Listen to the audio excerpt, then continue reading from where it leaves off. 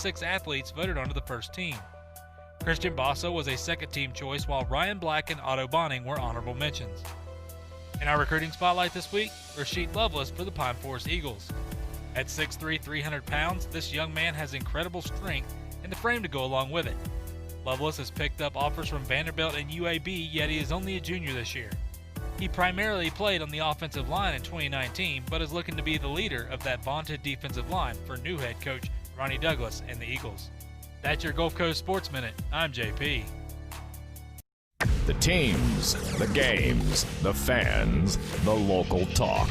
This is ESPN Pensacola 1330 AM, 99.1 FM. For this week in sports history, I'm JP. In 1898, Lizzie Arlington becomes the first woman to play professional men's baseball when she pitches the ninth inning for the Reading Coal Heavers against the Allentown Peanuts. In 1953, Phillies pitcher Robin Roberts hurls his 28th consecutive MLB complete game in a 2-0 win over Pittsburgh. In 1975, Wimbledon men's tennis, Arthur Ashe becomes the first African-American to win Wimbledon after beating countryman Jimmy Connors. In 1989, ex-Phillies third baseman Mike Schmidt becomes the first retired MLB player to be named to start the All-Star game. He elected not to play. And in 2019, the LA Clippers acquired 2 NBA megastars in one day, Finals MVP Kawhi Leonard from Toronto and Paul George from Oklahoma City for an unprecedented trade bounty of players and picks. And we all know how that story ended. That's This Week in Sports History. I'm JP. ESPN Pensacola, 1330 AM, 99.1 FM. Pensacola's home to hometown sports, covering the biggest high school games. UWF football, catching every game of the Pensacola Blue Wahoos. Plus, local sports commentary with the Sports Drive with Chad Brillante. And weekend sports talk with Davis Allen and Justin Patrick on the Sports Call. We are local. We are ESPN Pensacola, 1330 AM, 99.1 FM. Pensacola's own NFL Hall of Famer Emmitt Smith has some tips for us during this time. This fight is up to all of us to try to help bend that curve. It's going to take teamwork. It's going to take us to stay committed, stay focused, and stay dedicated to the mission at hand, and that is to keep everyone safe. So be encouraging. Find some support. Find someone to talk to every day to encourage them to keep on continuing in this fight. And we will beat this pandemic. JP here. Everyone here at ESPN Pensacola wants to send a shout out to our first responders and healthcare workers at this time. We know it's tough, but we appreciate the work you put day in and day out. We also want to thank our essential workers out there for helping all of us continue to live our lives as normal as possible in this time. For our community, keep rocking it. We are going to get through this. Remember, we were named the #1 strong town in America. That wasn't by accident. We have seen so many people step up and do their part, and we thank all those people for their efforts. We will be stronger for this, and together, we will beat COVID-19. This is ESPN Pensacola 1330 AM and 99.1 FM, the only local station that talks sports 24 hours a day, 7 days a week. From Gulick and Wingo to the Sports Drive with Chad Brillante. Plus talk football with Coach K at noon, sports call every Saturday. If you'd like to partner with us as an advertiser or a promotional partner, just give us a call at 262-6000. You're listening to ESPN Pensacola 1330 AM, 99.1 FM. All sports, all the time. WEBY, Milton, Pensacola. The following has been produced by Talk Football LLC. Former Florida Gators quarterback, NFL quarterback, and NFL head coach. Coach K. Stevenson has a resume second to none, and now he's sharing his insider information with you. Talk Football with Coach K starts right now on ESPN Pensacola.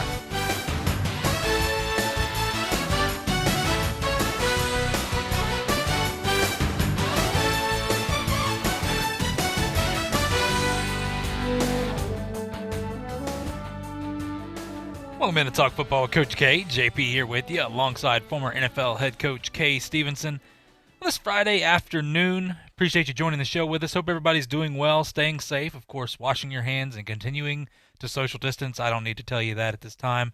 Look, looks like it's going to be a hot weekend ahead, but some good weather ahead as well. Beautiful outside today. We have a action-packed show for you. Going to be a lot of fun today as we're going to talk with, here in a few minutes, Rashaan Evans, a linebacker for the Tennessee Titans. Former first-round pick, former Crimson Tide star is what a lot of you may remember him. But we're going to talk to him at 12:15. But look, as we always start off our show, we'll continue to do so. We want to thank our first responders and healthcare workers at this time.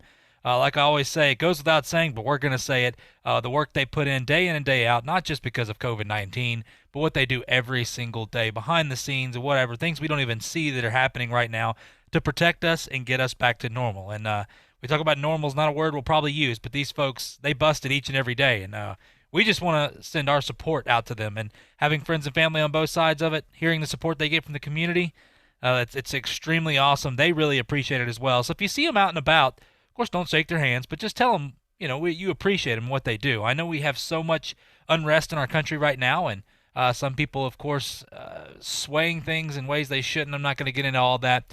But we have a ton of great first responders, from police officers here to firefighters to EMS and everyone involved, all the nurses, doctors we have in our area around here. We live in a special community. That's what I'm going to say. I'm just going to purely call it a special community, and I am proud to call this my home as well. And hopefully you are too. But when you see those folks out and about, just let them know what they mean to you. And with that being said, grocery store employees, truck drivers, all the essential workers. The essential workers have popped up now with COVID-19. We thank them so much. Listen, no matter if you're going out to get groceries, those folks have been out there every single day stocking, doing what they can, trying to make sure that we follow the rules with everything going on. And truck drivers, they're pretty much the silent heroes in all this. They always have to, their job is to deliver things that we sometimes forget about. When we had our toilet paper shortage, it's crazy that I have to say that, but you know what? They were there delivering it, making sure we had the necessities we need, and they do that every single day. It's a part of their job, and they love it. You know what, though? But one thing I will say with all this, with everything going on in our community, and I know we got a lot to get to, folks, regardless, we try to keep politics out of this show, and we'll continue to do that. But when you're out and about, wear a mask, throw it on. Look, it's not gonna kill you. It's out of respect of other people around you. It may not necessarily hurt or help you as much, but you know what? We're all in this thing together, and it's all about respecting each other. Same thing when you go to grocery stores. Just if there's arrows going down an aisle and maybe a slight inconvenience, just follow it. All right, like I said, we're all in this together. We love our community, and we want to keep it safe as we can in this time. So look, Coach, I know that I said quite a bit there, but how are you doing today, my friend? Doing well, and as always, I express my gratitude to those same people. And as we said before, we really could take about a 2-hour show to talk about what they've done and how much they've done for all of us, and express our gratitude. So, good job, and hey, let's get on to some football. Absolutely, Coach, and you're right. And like I said, Rashaan Evans is coming on at 12:15. Got a few minutes before here, the linebacker for the Tennessee Titans, former Crimson Tide linebacker. Going to be awesome. I talked to him a little bit ago, and he's ready to actually come on the show. He's ready to talk some football as well. So, Coach, I'm going to jump into the big story. I think unless you were under a rock, I'm sure you got many notifications on your phone. You saw it on your TV, whatever it may be. The Big Ten announced it will go to a conference-only season. Of course, this is the day after the Ivy League said they're going to the spring. But, of course, that's all fall sports for the Big Ten, including football. Right now, they basically said we are facing uncertain and unprecedented times, and the health, safety, and wellness of our student-athletes, coaches, game officials, and others associated with our sports programs and campuses remain our number one priority. By limiting competition to other Big Ten institutions, the conference will have the greatest flexibility to adjust its own operations throughout the season and make quick decisions in real time based on the most current evolving medical advice and the fluid nature of the pandemic. Now, of course, Coach, the Big Ten is the first of the Power 5 conferences to make this major change. The SEC said yesterday that it will continue to meet with campus leaders and determine the best path forward with fall sports. Big 12 Commissioner Bob Bowlesby said in a statement that he had been advised to move ahead slowly and plan for all available scenarios. Meanwhile, the ACC has already said it would delay all fall sports until September 1st. A lot of people are saying from sources that the ACC will be the next one to make that decision. With the Pac-12, if you notice, that was not someone that was mentioned in there. Nobody has a clue what the Pac-12 is going to do right now. But the SEC is going to meet Monday with the athletic directors and other officials there to discuss the possibility of maybe going to conference only. Who knows? Coach, when you look at this, though, I want to make this clear because we try to stay positive on this show. And you know what? I'm going to continue to do that. For people saying, oh, this is the end of college football, I will happily disagree with you. In fact, I think this is more of a positive approach to have a college football season. Now, for a lot of these teams, Look, I'm going to miss the Ohio State-Oregon game. That game is now not going to happen. Michigan, Washington, you were going to have Wisconsin and Notre Dame. What a fun game that was going to be, as well as some others. But the majority of these games are, no offense to these schools, but they're cupcake teams that they were going to play. So it actually helps out a little bit. It gets into the nitty-gritty of college or the conference schedule, which is the majority of the schedule anyway. But, Coach, when you look at this for the Big Ten, like I said, I think it's a positive approach. I think it's, like they said, it gives them flexibility and gives those teams and other conferences will probably follow suit. But like I said, you can believe what you want from this. You can take the news in stride however you want. But I think this is actually a positive approach to have a college season. Now, my question to you, Coach, is when you look at this, do you think this is the doom and gloom of college football? And my other question to you is when you look at the Big Ten doing this, do you expect the other conferences to do it as well? Well, we've said for a long time now on this show repeatedly, the Big Five conferences, the major colleges in this country are going to find some way to play football this fall. I just have no doubt about that. There are all types of scenarios that could come about, and people hear about it, think it's or it's a drastic move. It's not. They're finding a way to play football. Now, the Big Ten moved this early to play all conference games. You have to look at it and say that you can see the possibility of that being a safer way to go because you limit travel. You can, certainly from a conference standpoint, you can hand down rulings very quickly. You can change overnight if you feel it's necessary for safety or other reasons. Where they're going to stay, when they arrive, all those types of logistical questions that come up during the football season. So I can see some pluses there, and other conferences will see the same pluses. So I'm sure that that's going to be discussed with all the different conferences. I think it's very evident, it should be evident that there is a contingent out there, rather large contingent. I think it stretches around the globe that really would like to see anything that would inconvenience and increase the misery index. No sports, no football in particular, would be excellent for their cause. But I don't think it's going to happen. I don't think we're going to let that happen. And as I said, the NFL is a much easier task, not that it's easy, but an easier task over college football to get the show on the road and play. But I think major colleges are going to do whatever they have to do. Now, keep in mind, this is still going to be very, very difficult for medium to smaller colleges to exist, given the parameters of a football season where some teams are not going to play and so on. That's going to make it extremely difficult where they're going to get the paydays and continue to get money. These larger schools are going to get, if they don't have anybody in the stands, they're still going to get considerable money from television. So that's going to be a plus.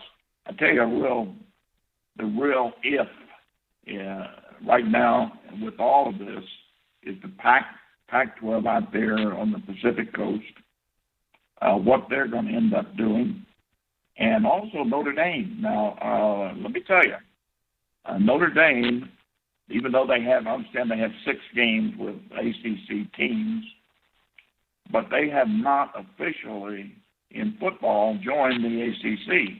Now, the ACC may still, because it's good television money to play Notre Dame, but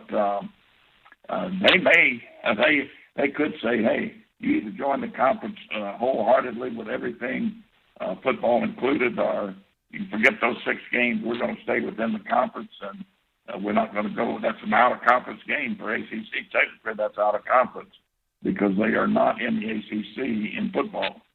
So that's going to be an interesting story as to how that turns out. But really going to be interesting, JP, is going to be the SEC meetings this Monday in Atlanta. I think that's going to be an eye-opener as to what the SEC decides to do. Yeah, I agree, Coach. And to your point with Notre Dame, now we know that they lost the Wisconsin game already. Remember, here's a couple things. You talk about the Pac-12 and what's going to happen. Notre Dame is supposed to play Stanford. They're also supposed to play USC. So that's another couple games that you're talking about losing. So that's 3 right there off the bat that you assume are going to be off the schedule. Now, we know that the game with Navy has been moved to Annapolis. Those are both teams, that are independent, but we'll worry about that. SEC, they're supposed to play Arkansas this year, so that could, depending on what the SEC does, could be another game. Now, they do have Western Michigan on the schedule, and then all the ACC games. How's it going to work? Like I said, the ACC has said there's been rumors. They haven't come out and said anything, but that they would. A lot of rumors are going around that they will keep the ACC games for Notre Dame. But still, you're talking about 6 games right there, and the possibility of losing other ones. For Notre Dame, this is becoming quite the predicament for them, to say the very least. So, we'll see what happens with all this. But Coach, I know we got to go to a break here in just a second, but real quick, I just want to think right now with everything going on. If you had to make, I know you're not having to make a decision, but do you believe, because Jack Schwarbeck said he doesn't see college football starting on time, do you see that with the conference-only schedules that we could possibly be pushed back a couple weeks? Well, that's always a possibility. I guess it's a possibility that they won't play at all. I just don't buy that one. I think it's probable that they will. It's possible that they could push it back a week or two. I don't think that's going to make a huge difference, even though they would be wise to try to start it and keep the schedule as near to the original intent as possible. But, again, that's up to them. Now, if they're going to cut the games down to play conference only and cut the games down to 10, they can afford a bye week for people in there and move the season back to boot. So, anything's possible right now.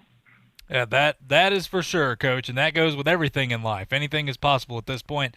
There are a lot of things this year in 2020 that I never thought I would see in my life, but I'm seeing. So you know what? With that being said, Coach, we're going to go to a quick break. When we come back, Rashawn Evans, a linebacker for the Tennessee Titans, former first-round pick, will join us right here on Talk Football with Coach K on ESPN Pensacola. I'm attorney Stephen Luongo with Levin, Papantonio, Thomas, Mitchell, Rafferty, and Proctor in Pensacola, Florida. Distracted driving is a dangerous epidemic on America's roadways. In 2016 alone, over 3,000 people were killed in motor vehicle crashes involving distracted drivers. This according to the National Highway Traffic Safety Administration. For more information, please visit us today online at levinlaw.com. Please be safe on the roadways. Stop the text, stop the wrecks. Hello, sports fans. Miles Bentley here, General Manager at Hill Kelly Dodge Chrysler Jeep Ram in Pensacola. Growing up, I always loved sports. Nothing but net, out of the park, through the uprights. Sink the puck Bentley, that was me. But my love of the game couldn't beat my love for Pensacola and helping folks get on the road of dreams in a new Dodge Chrysler Jeep Ram. Sure, I never went to the big leagues in sport, but we're all pro here at Hill Kelly Dodge Chrysler Jeep Ram. Proud to be in Pensacola. Sometimes your bank, your family, and your friends love you, but they don't have the money to help you. Sometimes we have chances to make money, but the old saying, you've got to have money to make money, rings true. At Pensacola Specialty Pond, we can help. If you have trucks, heavy equipment, airplanes, boats, jet skis, anything with value, Pensacola Specialty Pond can loan you that short-term money you need. No credit checks, and at Pensacola Specialty Pond, you're going to find the money and the discretion you need. Now at 6428 Pensacola Boulevard, north of Car City. Call 432-9050, 432-9050. Hurricane season is upon us, and although we aim to bring you the latest news in sports, we're committed to bringing the Pensacola community the latest updates and information during the 2020 hurricane season. In collaboration with our sister stations, News Radio 92.3 AM 1620 and Cat Country 98.7, stay up to date with breaking weather news and updates on the biggest storms impacting Northwest Florida by checking our Facebook pages at Cat Country 98.7, News Radio 92.3, and ESPN Pensacola. You can watch Coach K talk football live right now on our YouTube channel at ESPN Pensacola 1330.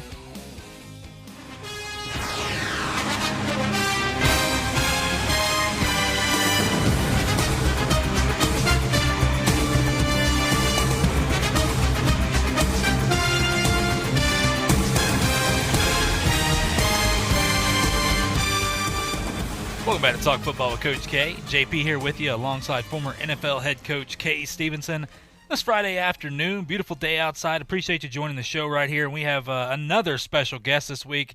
Of course, talking with Andy Reid Wednesday, having Sean McDermott, the coach of the Buffalo Bills, with us yesterday. And, Coach, this one's extra special to me with my Tennessee Titans. Rashaan Evans, linebacker for the Tennessee Titans, former first-round pick. Yet another product coming out of Tuscaloosa for the Crimson Tide to become a star in the NFL. Of course, bursting on the scene last year, second in the team in tackles with 111. Coach, Rashawn's one of my favorite players. I love my Titans, and a big part of the playoff run last year they had. And I do want to send a shout-out to his high school as well, coming from Auburn High School, where, of course, he was all-state. But, Coach, I could go on and on with his accolades already in his young career. I know we got a lot to get to, so I'll send it on over to you, Coach K. All right. Well, Rashaan, we thank you very much for taking the time to be with us today. Thank you. Oh, no doubt, man. I appreciate you guys on having me on, man. I'm on it. All right. Well, listen, I know your coach, Jim, has it very well. He played for me at Buffalo, was a great player, and I'll tell you, he was a tough linebacker who was an extremely smart linebacker and was all pro and just did a heck of a job. You would have to ask him sometime about his feud with Terry Bradshaw from Pittsburgh. But Jim thinks the world of you, and he's a heck of a football coach, too. Rashaan, I'll tell you, I had Jim on my staff as well in the World League. But he thinks a lot of you, and there's something else here I'd like to point out. I think it's very interesting for people. Of course, you played at Auburn High School, went to Alabama, but your father was a running back at Auburn. Your mother got 4 degrees from Auburn, including her doctorate. Your older sister was a cheerleader at Auburn, and despite all that, you went to Alabama. I did, man. That's almost unheard of. No, it's almost unheard of. I said, what was the biggest reason that you chose to leave Auburn and go to Alabama? I just felt like for me, as I was kind of just basically thinking about all the schools that I wanted to, consider on spending my next 4 years. I had, UCLA at the time, Auburn at the time, Alabama at the time. And that was those were the schools that I really thought that could get me to the next level. And I kind of went through it, and my mother, she played a really big part as long as my dad, but she really gave me a more of a different perspective on how I looked on the schools that were recruiting me. And she was talking about what was the school that I wanted to go, what was the school that I needed to go, and, what was the school that, I was just going to enjoy just to have fun or whatever. And, we went through those things, and, the school that came up as far as where I needed to go was Alabama. And the reason why I used Alabama or picked Alabama for the need was the simple fact of the coaching, the atmosphere,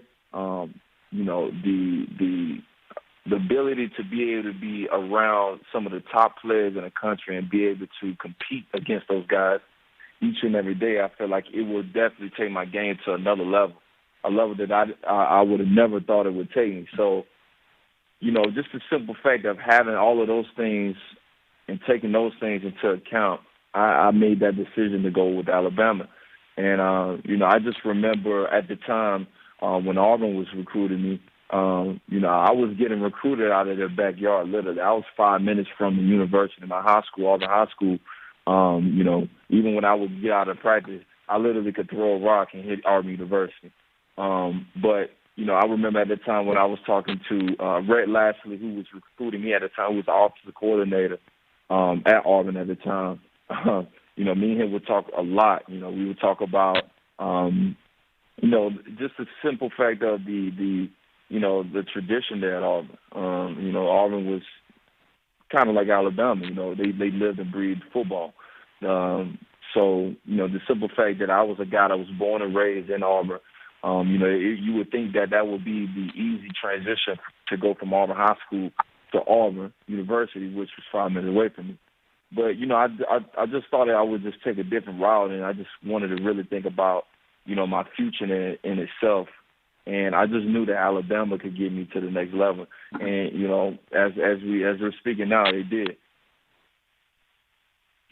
Well, talking about a different route, you certainly took a different route, going to the one of the biggest rivalry schools that you could imagine.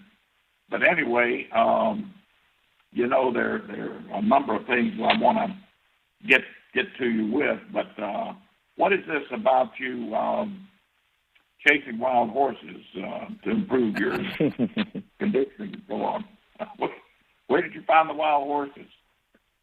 Yeah, well, really, I'm a true country boy, so you know, I grew up riding horses. So my mom and my dad, my dad really, who loves to go horseback riding. We used to ride, you know, Arabian horses. So, you know, we would love to go horseback riding, go trail riding, and then, you know, my brother, who was a track athlete at the time in high school, you know, he actually was the one that kind of put me on to the that type of training. He was the one that put me on to chasing horses because he really loves animals.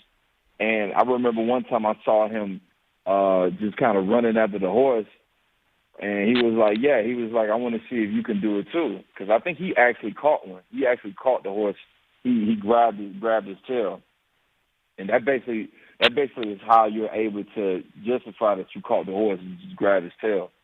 So I was like, okay then. So eventually I started doing it, and it was a lot harder than I would have expected, because obviously a horse is a very powerful animal. You know, you get around a horse, they move just as fast as a vehicle. So, you know, I started doing it more and more and more, and I eventually got a chance to catch one. But, you know, after I had did that, I was like, you know what, I might as well just start doing that more often, because, you know, you get around a horse, you chase a horse majority of the time. For one, it's going to definitely up your endurance. For two, it's definitely going to kind of give you a different visual. You know, it's definitely going to kind of hinder you from knowing how fast a human is going to be compared to a horse, because the horse is going to always be faster. So when you get next to a human, they're going to seem slower. So, you know, that kind of helped me to be able to be the player that I am today, on just, you know, being able to play to the whistle blows, being able to have that endurance to go, you know, that next play, and, you know, to be able to go 100 miles per hour and you know, and be able to recover fast. So that's kind of how, you know, I started getting to the chasing horses thing, which really was because of my brother. Very interesting. You got to be the only one that I've ever heard of for doing. But God bless you. That's wonderful, wonderful story. And you certainly made a great choice going to Alabama too. I mean, you 2 national championships. I don't know how you could have the number 1 draft pick coming out of there. That's pretty hard to top, my friend. So you made a good choice there. I want to tell you something that your coach said about you. He may not be real fond of me saying this to you, but I'm going to anyway. I've always had a saying, as I refer to players as either a player, you're either a player or just a participant. And you've got to be somebody who is tough, hard-nosed, smart, and has what I call football savvy, to really be a player and a leader, a guy that can be a leader. Otherwise, you're just a participant in the game. And there are a lot of participants, a heck of a lot more participants than there are players. But when Jim and I were talking, and he said, I'll tell you one thing about him, this guy's a player. So I just want you to know that's a big, big compliment coming from Jim Haslett. So you got a lot to live up to there, my friend.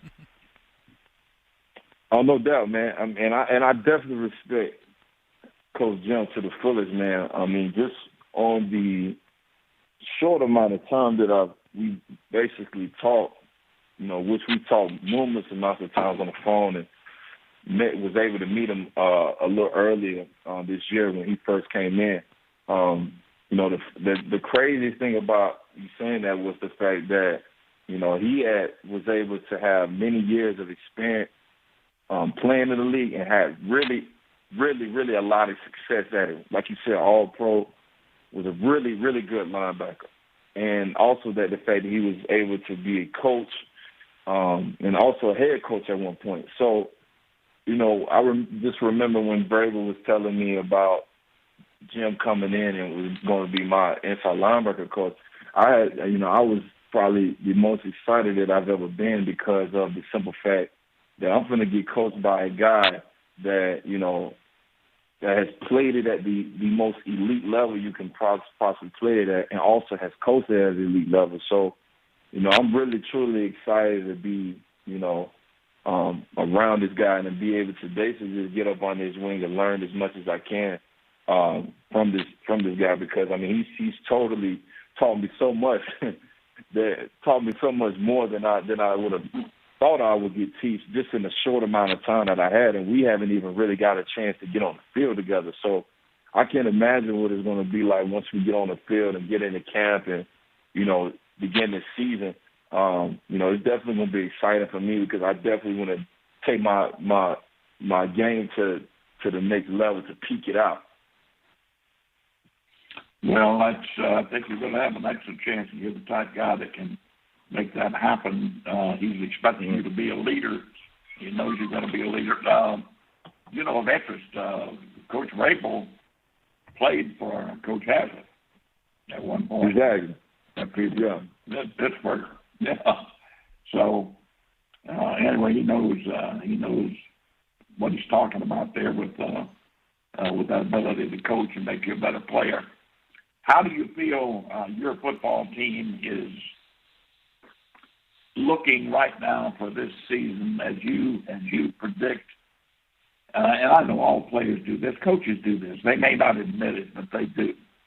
You look ahead at your division, number one, and then other teams in the conference and where you might stack up. Your football team has a lot of momentum going right now, no doubt about it. Yeah. How do you feel you've helped yourself in the off season, and where do you think you stack up right now? Yeah. I mean, for me right now, just the type of person I am, the type of player, I hate making predictions. But what I do like to say is the simple fact that from what we came from last year, we started out at 2-4, which seemed like, people from the media itself, it seemed like we were crumbling. Like people were definitely thinking that we were just going back to the same mediocre team that, we had been known for. And, it was a very, very exciting moment and exciting experience for me last year to be able to turn something like that around and be able to take our team to the AFC Championship, which was, I feel like, a milestone for our team because now not only did it give us confidence that we could get there, but it kind of reassured us that, some of the simple things that we were doing, that weren't being seen by the cameras, it worked. Just with the chemistry that we had from each other, the ability to be able to not point fingers, which was the biggest thing. I feel like every player on our team definitely holds themselves accountable on their job and what they're supposed to do, which kind of helped us be able to, make that big jump. Every player on that team felt like they could do better, and that's exactly what we did. And, not only did it start from the vets, from the coaches, from the vets, and on down to the younger guys, it was something that, it happened throughout the whole organization, and you started to see those results towards the end of that season. And I definitely see the same thing happening this year. Just a simple fact of the guys that we have in the locker room. We got amazing coaches. We got amazing guys that have, played at a really high level their whole careers.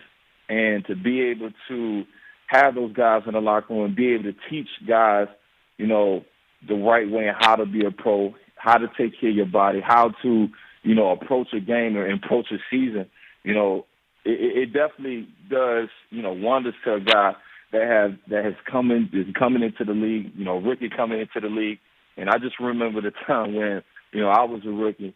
You know, I had guys like Wesley Woodyard. I had guys like Derek Morgan. I had guys like Brian O'Reilly. I had guys like Jarrell Cady. You know, and the list goes down. I mean, the list goes on. So, you know, those guys that left and, you know, left their mark, it still transcends to this day. And I even still use, you know, some of the same things that those guys have taught me, even with some of the guys that have came in this year, these rookies. And I have basically had multiple talks with them over Zoom calls just about, you know, not only just about football, but about financial things and everything, but, you know, just getting back to the team in the season. I just really feel really, really excited, you know, about being able to get back in this locker room and developing that chemistry and starting back on that journey again to getting back to that AFC Championship, because I definitely believe that we can get back there just on the fact that, you know, guys in our locker room definitely hold themselves accountable, and that I know that if anything happens, you know, guys are going to want to be able to push to, you know, be the best that they can be individually, which, you know, makes the whole team great. You bet. Well, we wish you all the best, my friend. You've got an awful lot going for you. Listen, JP, my co-host here, is a huge Tennessee Titan fan. Probably one of your biggest fans.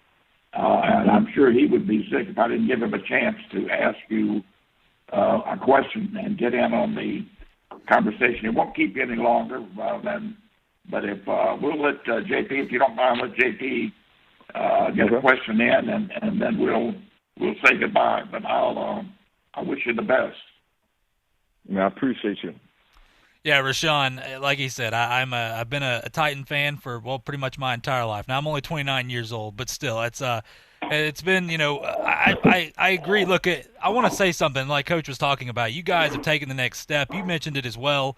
Last year was so much fun for me because you're right. Listen, the media, when you look at when you guys were 2-4, nobody gave you guys a shot. That's all it was, is you guys were crumbling. Here it comes. The Tennessee Titans are going to flounder again. And there was something different about that team, especially with that opening game when you talk about the Browns and the way you guys played. It just, regardless, you know, and I know there was a situation with Mariota, and I'm an Oregon fan as well. I have a lot of family on the West Coast over there, so it's actually ironic. But bring Ryan Tannehill, I just thought everything clicked with you guys, and watching you guys be able to go and get to the playoffs and take down Lamar Jackson, which a lot of people with that Baltimore Ravens team, they don't realize how dangerous they were. And you guys did defensively was, I think personally, the way that you guys went about that game is going to be a blueprint to how to go about that team as well. But you guys played it perfectly. Going on, of course, beating the Patriots. That's the question I want to know, Rashawn, because you know, my the other show I do, the Sports Drive, Chad Brilliante is a big-time Patriots fan, so me and him going back and forth, making some bets on that game. I told him it was going to be the last time that they were going to talk about the dynasty because the Titans were going to win that game, and they did. My question to you is, with Coach Vrabel, and you know his background with Belichick and everything, I mean, what was it like? Because I know you guys went in there with a chip on your shoulder to want to take down Tom Brady too, but what was it like after? I'm not going to talk about during the game. What was it like after the game with Coach Vrabel being able to take down Tom Brady and the Patriots? Oh, man, it was an amazing feeling. You kind of just, you know, him being a guy that played on that team for so long, had success and won championships on that team, you know, that game was a little personal. You know, it was a little personal to the point that, you know, if I was the coach, I definitely want to prove to my old team that I can, you know, that I can have success, you know, in my own situation, on my own team. So, you know, we took it all like it was personal as well. He wanted to be able to go out here and show everybody that, you know, regardless of Bill Belichick's, you know, amazing, you know, coaching ability, his amazing resume when it comes to football itself, and Tom Brady, who we definitely can't leave out, who is by far one of the best players to play the game. You know, we wanted to be able to show that, you know, it didn't matter about that. It was about who was going to play the best game. And, you know, when we played that game and we won that game, you know, it kind of was almost like a sigh of relief, because it basically kind of confirmed that, you know, it doesn't matter who we play. You know, it's simply about your mindset when you go into a game on whether or not you're going to be defeated or not. And, you know, every player on that team felt that. And that was the reason why I feel like we won that game. And then, you know, just the simple fact we were able to come together and be able to celebrate like we did. I had never felt the energy like that, you know, since my national championship game at Alabama, which probably was which was in 15, when we beat Clemson. It was that type of energy amongst guys that make millions of dollars and amongst guys that are grown men. You know, we felt like little kids when we won that game, just because, you know, everybody in that organization wanted to prove that, you know, we can beat anybody and we can beat some of the best teams in the league, you know, who are teams like the Patriots and the Ravens. So, you know, it was amazing feeling like that I will never forget. And, you know, it's something that I want to continue to keep feeling each and every year. So, you know, I know hopefully however the season is, or however the schedule is, whatever it may be, it doesn't matter. But, you know, we definitely want to be able to play the Patriots again, because I feel like that game itself is almost becoming like a rivalry now. You know, just the simple fact that, you know, the resemblance of the teams that we have. Well, Rashawn, you know, that's, as a Titan fan, just hearing you talk about the season already, just talking about the camaraderie and you guys have, it makes me excited. It really does, and I appreciate the work that you guys put in. I know all the fans do, of course. Nashville is actually my second home. I love it there. Everybody that's been to Nashville, you know, I think it was voted the best sports town. And if you've ever been to Nashville, you understand why. The people are great. Packing out the stadium is so much fun. But, you know, hearing you, I had to ask that question with the Patriots, and I think that's awesome. That's what I figured, you know, because you guys get giddy. I mean, it's everybody knows with Vrabel and everything going on, what was on the line there, and I agree with you.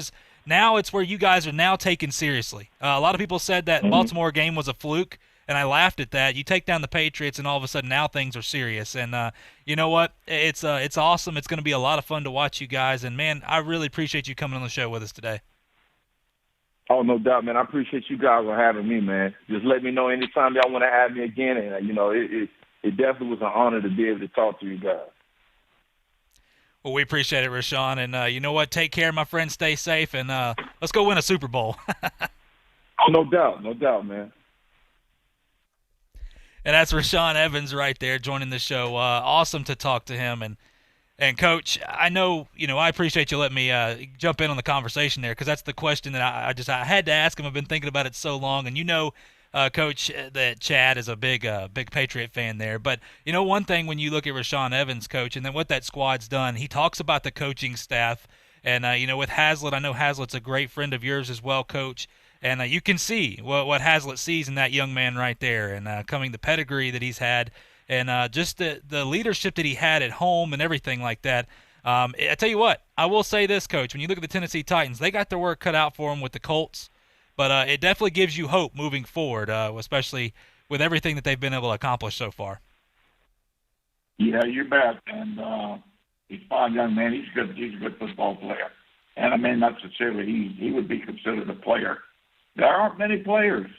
As I said, there are a lot of participants, but the players are few and far between.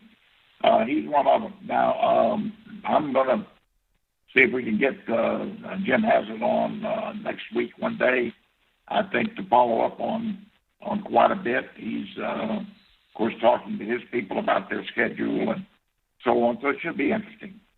Yeah, absolutely. Going to be really interesting to talk to Coach Haslett now. And awesome interview right there with Rashawn Evans, the linebacker for the Tennessee Titans, former first-round pick right there out of Alabama. Yet another player, like I said before, coming out of Tuscaloosa to be a star in the NFL. And I thought it was interesting there talking about him. Look, he grew up in Auburn, and he's right. Auburn High School, if you haven't been around there, it is a stone's throw to Auburn University. And interesting enough, his whole entire family went to Auburn, and he paved his own way, went to Alabama. Well, it worked out pretty well for him. But We got to go to a quick break here, Coach. When we come back, we're going to talk about some of the postseason restrictions the NFL has now put into place, and some players are speaking out on it. We'll talk more about that when we come back right here on Talk Football with Coach K on ESPN Pensacola. I'm attorney Stephen Luongo with Levin, Papantonio, Thomas, Mitchell, Rafferty, and Proctor in Pensacola, Florida. Distracted driving is a dangerous epidemic on America's roadways. In 2016 alone, over 3,000 people were killed in motor vehicle crashes involving distracted drivers. This according to the National Highway Traffic Safety Administration. For more information, please visit us today online at levinlaw.com. Please be safe on the roadways. Stop the text, stop the wrecks. Hello, sports fans. Miles Bentley here, General Manager at Hill Kelly Dodge Chrysler Jeep Ram in Pensacola. Growing up, I always loved sports. Nothing but net, out of the park, through the uprights. Sink the puck, Bentley. That was me. But my love of the game couldn't beat my love for Pensacola and helping folks get on the road of dreams in a new Dodge Chrysler Jeep Ram. Sure, I never went to the big leagues in sport, but we're all pro here at Hill Kelly Dodge Chrysler Jeep Ram. Proud to be in Pensacola. We are live outside the home of Joe and Rosie Goddard, where a pretty big tickle fight broke out just minutes ago. Sources say their father instigated the laughter. Let's go inside for a comment. Apparently, they have no comment. Dads, let this be a reminder that it only takes a moment to make a moment.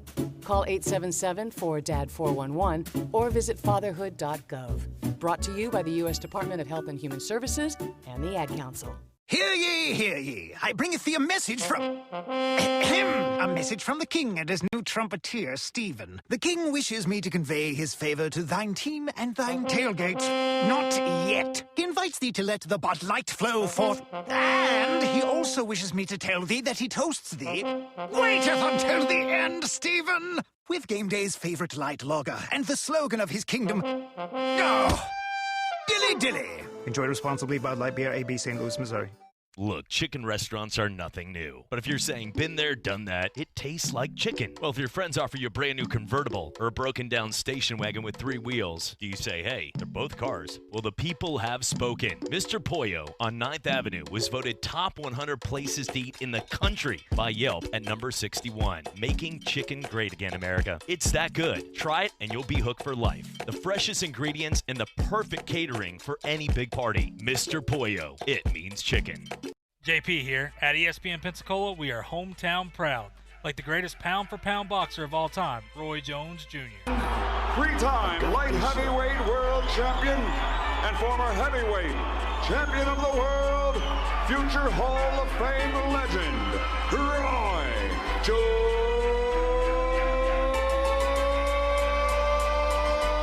Jr. What up? It's your boy Roy Jones Jr. and you're listening to ESPN Pensacola. This is Davis Allen from Sports Call with Davis and Justin, and you're listening to Talk Football with Coach K on ESPN Pensacola, 1330 AM, 99.1 FM.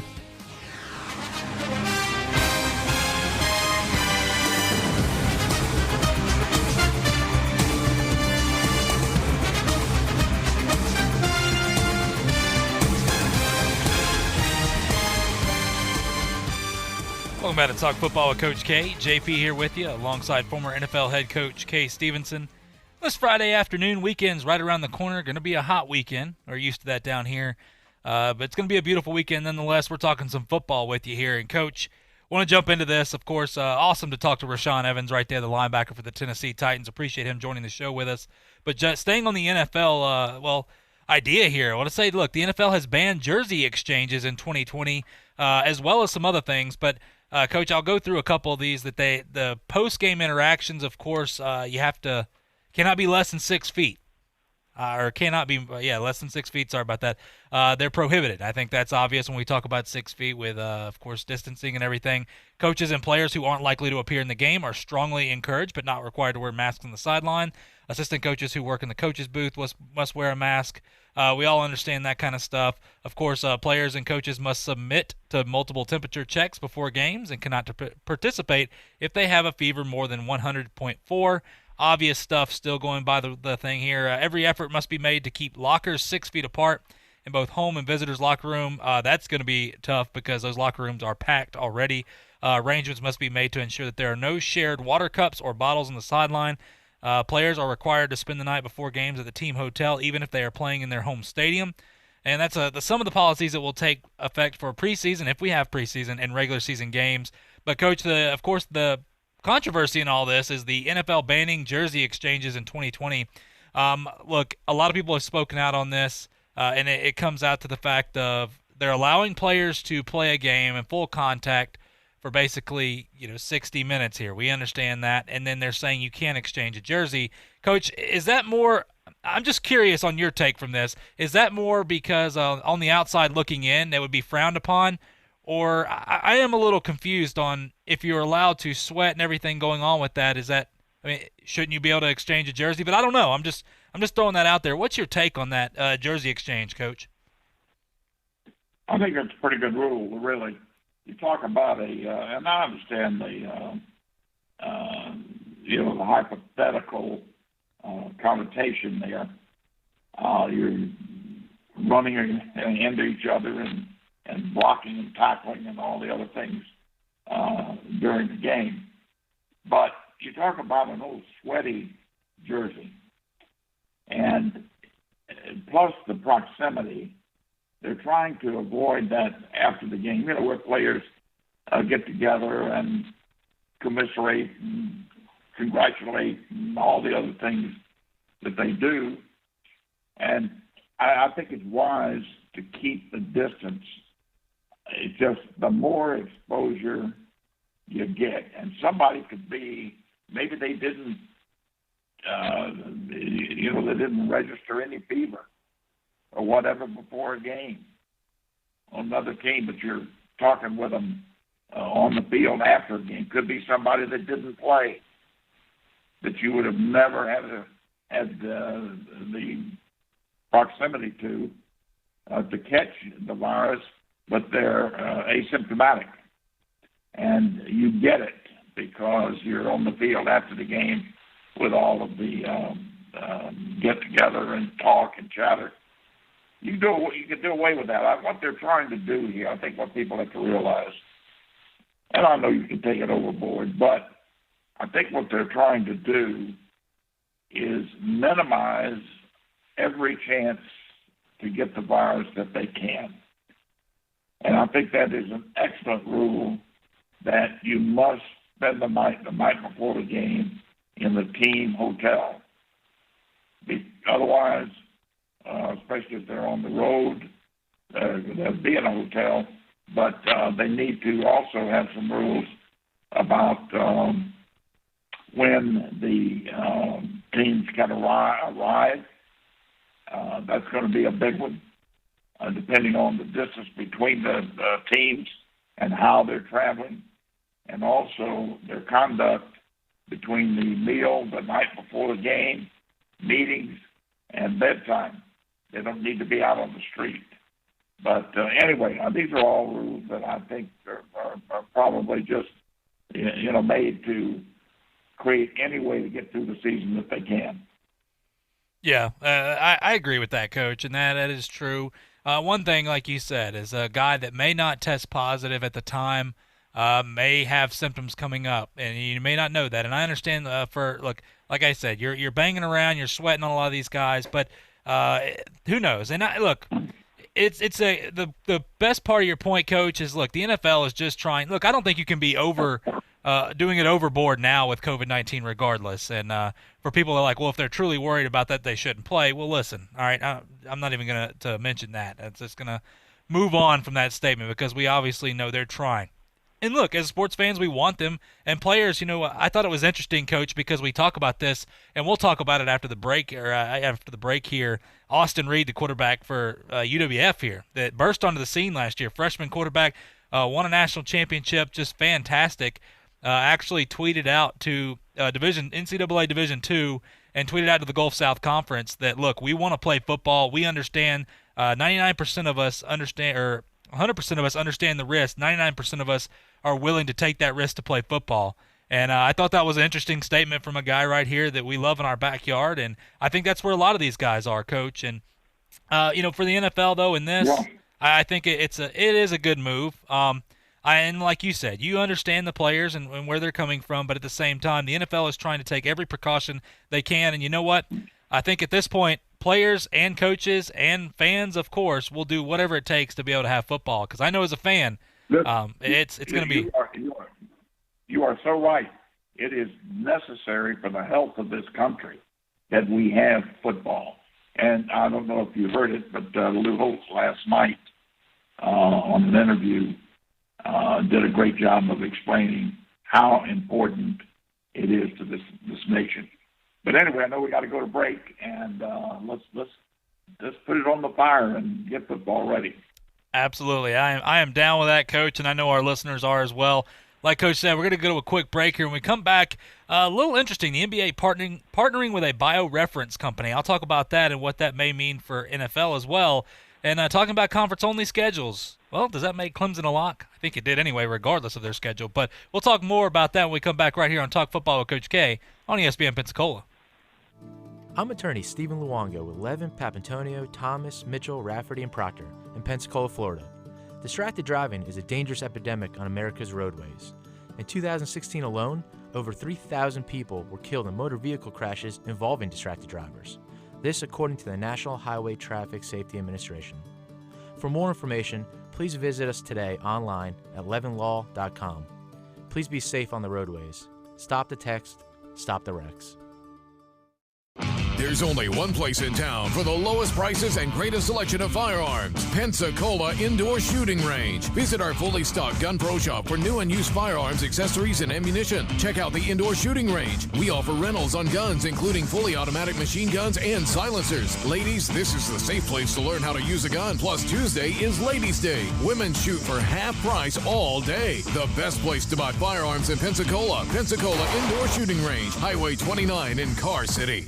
JP here. Everyone here at ESPN Pensacola wants to send a shout out to our first responders and healthcare workers at this time. We know it's tough, but we appreciate the work you put day in and day out. We also want to thank our essential workers out there for helping all of us continue to live our lives as normal as possible in this time. For our community, keep rocking it. We are going to get through this. Remember, we were named the #1 strong town in America. That wasn't by accident. We have seen so many people step up and do their part, and we thank all those people for their efforts. We will be stronger for this, and together, we will beat COVID-19. The latest sports news is at ESPNpensacola.com and on Facebook at ESPN Pensacola. Plus, watch Chad Brillante, Coach K, and Sports Call live on our exclusive YouTube channel, ESPN Pensacola 1330. The teams, the games, the fans, the local talk. This is ESPN Pensacola 1330 AM, 99.1 FM.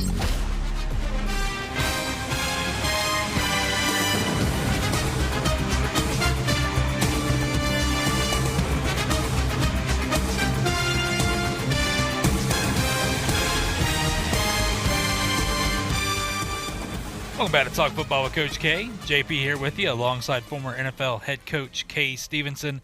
This Friday afternoon, I want to send a thanks, of course, to Rashaan Evans for joining the show here, the linebacker for the Tennessee Titans and former first-round pick, of course. A lot of you remember him with the Crimson Tide there. Coach, I want to jump into a couple more things here. I know we got a few minutes, but the NBA, the reason I bring this up, the NBA is partnering with a bioreference company that does COVID testing outside of the normal public testing that we see, your drive-thrus, whatever it may be, and the labs. Basically, it's their own little setup here that they have the labs. They can bring it. They're bringing it inside the bubble there in Orlando, and I understand NFL is not necessarily a bubble as much, but still, the reason I bring this up is because it can return results quickly. It wouldn't hinder the general public testing, getting tested.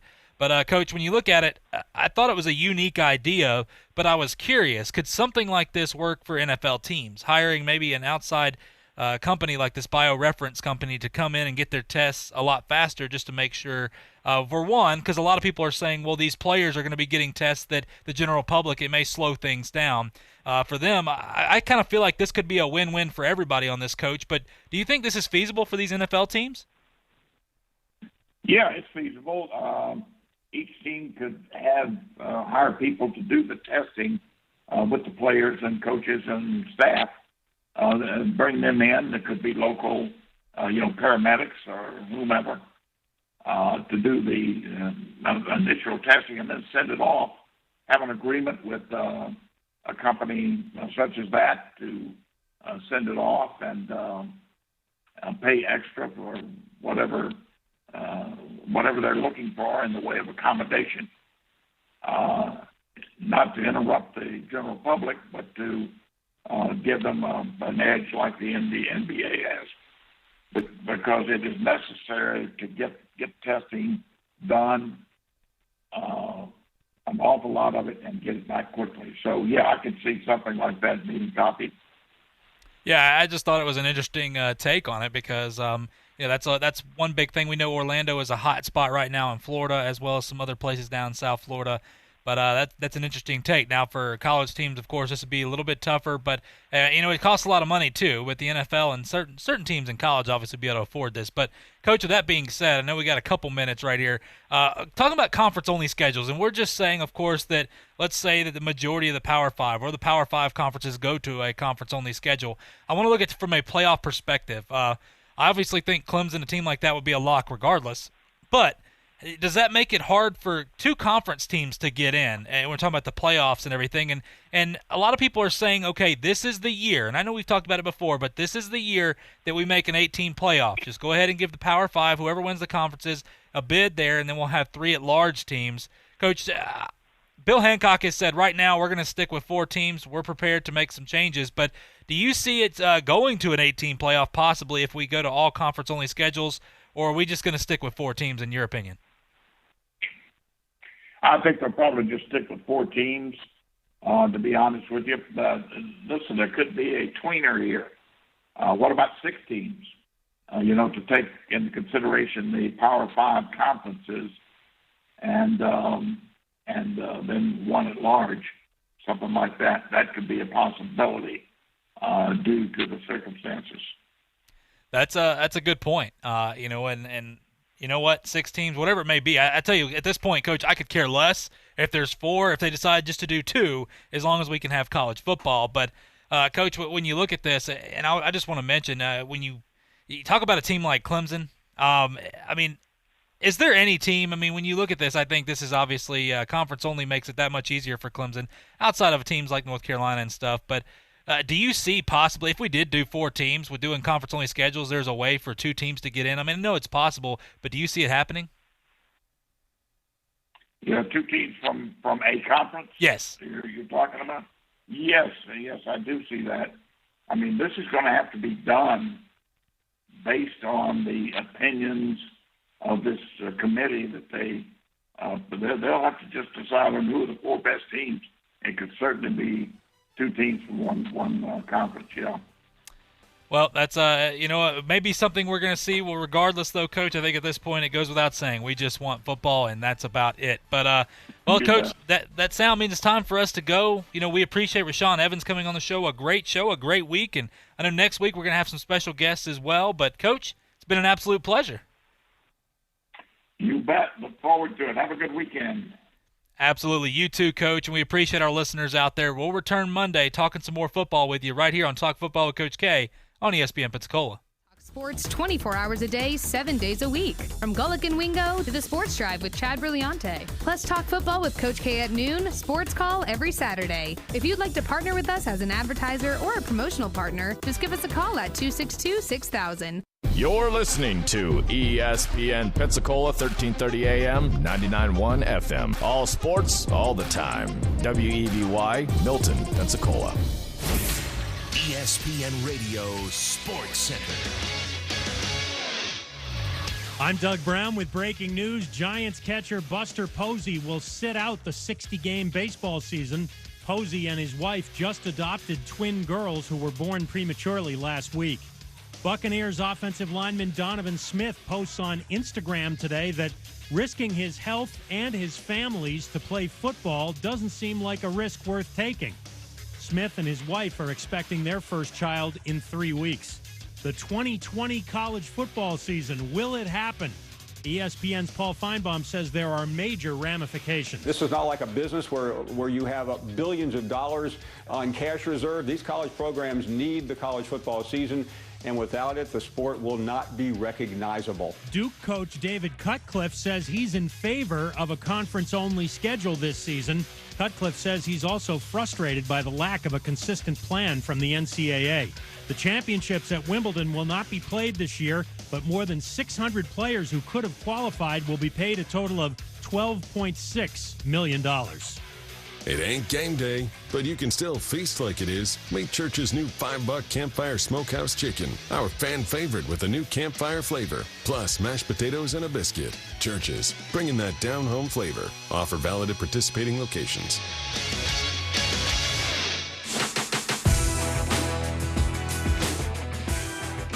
First Take Your Take on ESPN Radio, the ESPN app, Sirius XM, Channel 80, and ESPN News, presented by Progressive Insurance. I'm Jason Fitz. All of our guests appear on the Shell Pennzoil Performance Line. We've been talking a lot over the course of the show today about college football. How is it going to come back? I'll be honest.